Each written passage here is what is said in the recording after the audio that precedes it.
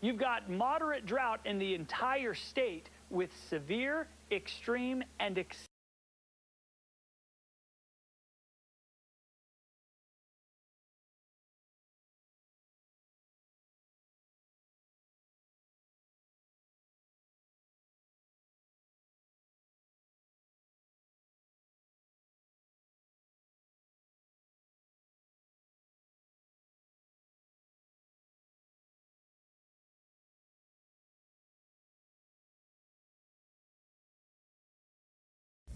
Orem, State Street, Center Street, here along the street. What are they watering? At 12:29 in the middle of the day. It's so hot.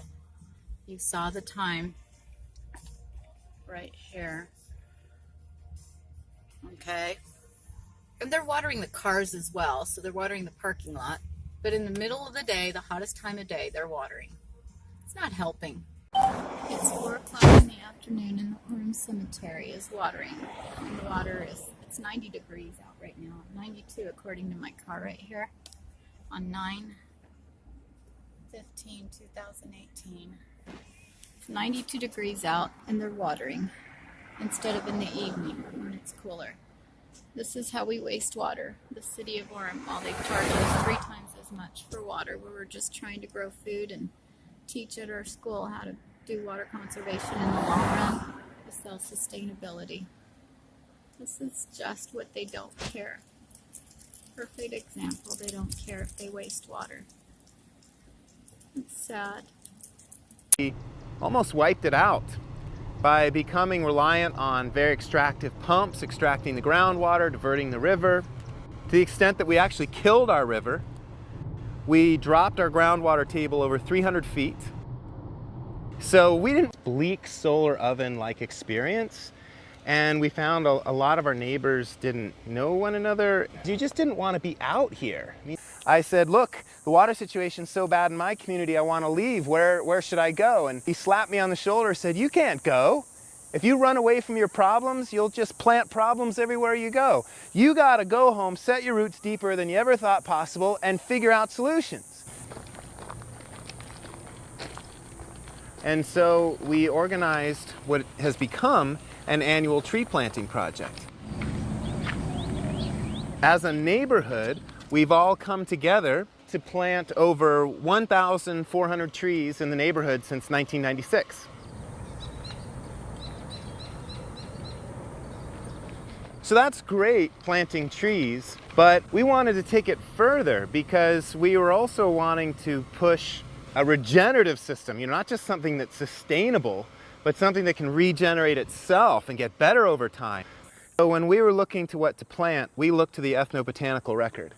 The way we water all this is not by bringing in plastic pipe, but we plant it within or beside these basins. So when it rains, the rain is the primary irrigator of our landscapes. We just got 1.25 inches of rain in about 30 minutes.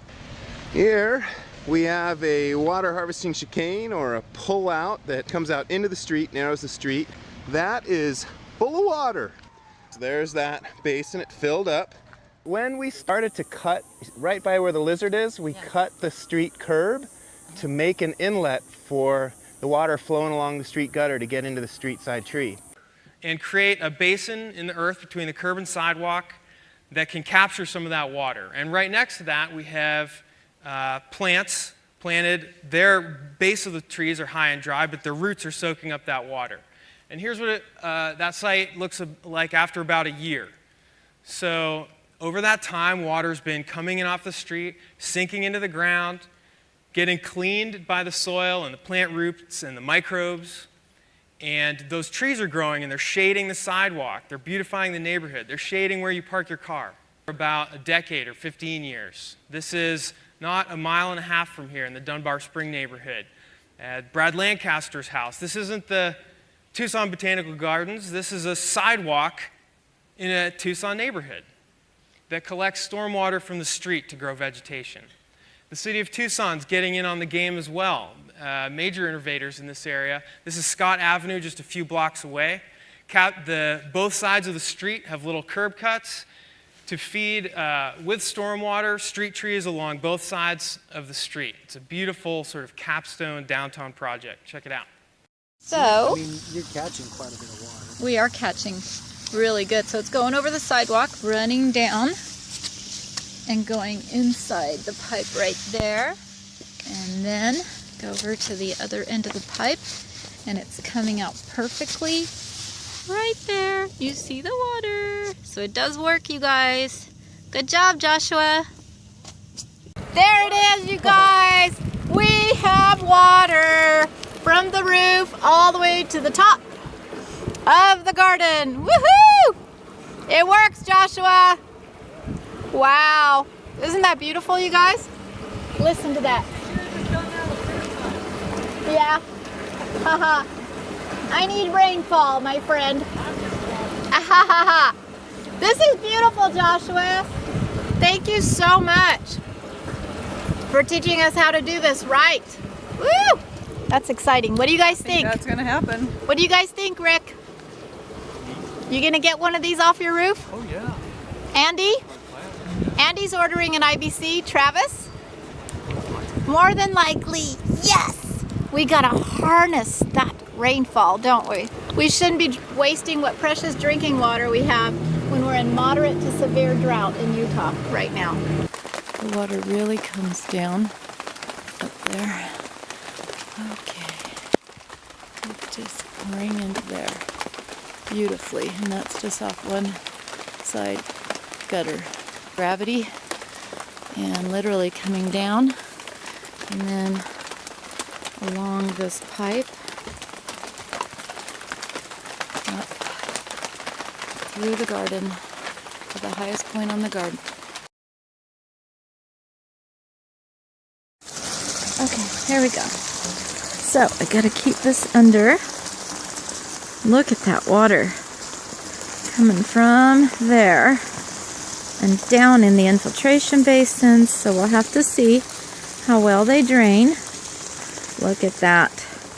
We're getting so much water is going right over the spillways and right down into the next ones. That's pretty amazing, guys. That's how infiltration basins work. Look at that. Wow. That's beautiful.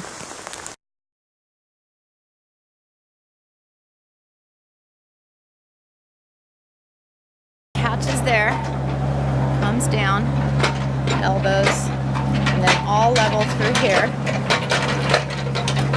Same thing on this side, comes down from here and goes up to the top.